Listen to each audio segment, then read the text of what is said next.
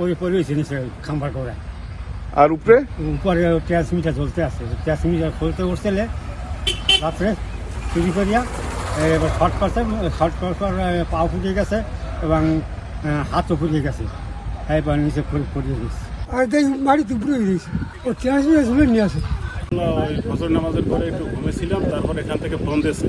Phone দেওয়ার পরে বলছে যে এইখানে আপনার ওই ট্রান্সমিটার কাটতেও করছে, ওঠার পরে ওইখানে বিদ্যুৎ শর্টে এই ছেলেটা ওই খাম্বার করায় পড়ে আছে। হ্যাঁ, তারপরে চিহ্নিত করা গেছে যে আপনার দক্ষিণ মিঠাখালী আপনার 3 নম্বর ওয়ার্ডের মনসুর এর ছোটো ছেলে রাসেল। এই অবস্থা করার পরে থানা পুলিশ ফোন দিয়েছি, আসার পরে ওখানে তার এই গাড়িতে উঠানো হয়েছে।